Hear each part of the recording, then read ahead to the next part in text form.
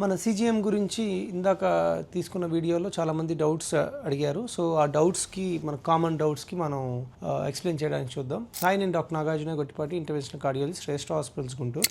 ఈ CGM available 24/7 in Guntur. Yes, మన శ్రేష్ఠ హాస్పిటల్లో కూడా మన ఫార్మసీలో 24/7 సీజీఎం ఉంటుంది. మన స్టాఫ్ మీకు అది ఎట్లా చేసుకోవాలి ఏంటనేది మీకు ఎక్స్ప్లెయిన్ చేస్తారు. ప్లస్ దాంట్లో ఇన్స్ట్రక్షన్స్ కూడా ఉంటాయి. దాన్ని బట్టి కూడా మీరు చూసుకొని మీరు సీజీఎం మీరు అటాచ్ చేసుకోవచ్చు. సీజీఎం అంటే నొప్పేస్తుందా సీజీఎం పెట్టేటప్పుడు, లేకపోతే గుచ్చినట్టు అనిపిస్తుందా అని చాలామంది అడుగుతున్నారు. మీరు మామూలుగా ఎట్లా మీరు వేలుని షుగర్ కోసం కుచ్చుకుంటారు, అంతకంటే ఎక్కువ అయితే ఉండదు పెయిన్. సో అది ఒక్కసారే ఉంటుంది. సో మామూలుగా మనకి పిన్నింగ్ టెస్ట్ కానీ, ఐవి ఇంజెక్షన్ తీసుకునేటప్పుడు కానీ, ఐవి బ్లడ్ డ్రా చేసేటప్పుడు కానీ కొంచెం పెయిన్ వస్తుంది, అంతకంటే తక్కువగానే ఉంటుంది పెయిన్. సో అది వన్ టైమే కాబట్టి 2 weeks ఇంకా మీకు ఏం పెయిన్ ఉండదు. ఒక్కసారి పెట్టినప్పుడే కొంచెం మైల్డ్గా అలా గుచ్చినట్టు ఉంటుంది, తర్వాత అసలు పెయిన్ ఏమీ ఉండదు. ఎవరికి వాళ్ళే పెట్టేసుకోవచ్చు.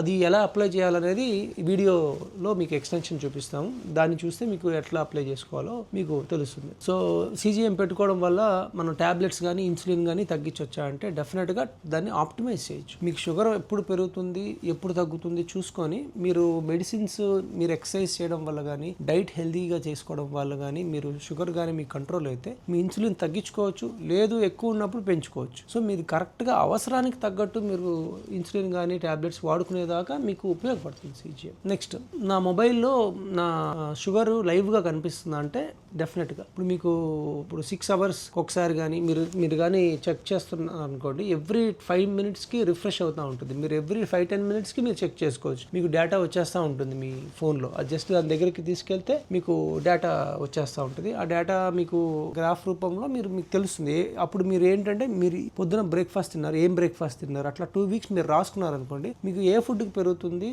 ఏ ఫుడ్కి పెరగట్లేదు ఒక బేస్ లైన్ వస్తుంది. సో మీకు బాగా షుగర్ స్పైక్ అయ్యే ఫుడ్స్ అవాయిడ్ చేసి షుగర్ ఎక్కువ స్పైక్ అవ్వట్లేని ఫుడ్స్ తీసుకోవచ్చు. దాని విధంగా మీకు చాలా ఇబ్బంది పడుతుంది. ఎన్ని రోజులు ఉంటుంది ఒక సీజీఎం పెడితే? 5th పాయింట్, ఎన్ని రోజులు పడుతుంది ఒక సీజీఎం పెట్టుకుంటే అంటే, ఒక సీజీఎం పెట్టిన తర్వాత 2 వారాలు దాని లైఫ్ టైం ఉంటుంది. ఈ 2 weeks మీకు డేటా రిఫ్రెష్ అవుతూ ఉంటుంది. మీరు ఎవ్రీ 6-7 hours ఒకసారి పెట్టుకుంటే మీకు షుగర్స్ అనేది ఎంత అప్ అండ్ డౌన్ అవుతుంది అనేది తెలుస్తుంది. తర్వాత మీరు రెగ్యులర్గా పెట్టుకోవాలనుకుంటే మీరు డెఫినెట్లీ యూజువల్గా మనకి ట్రైసెప్ ఇక్కడ ఆర్మ్ దగ్గర కానీ, లేకపోతే స్టమక్ అబ్డామెన్ దగ్గర కానీ పెట్టుకోమని సజెస్ట్ చేస్తాం.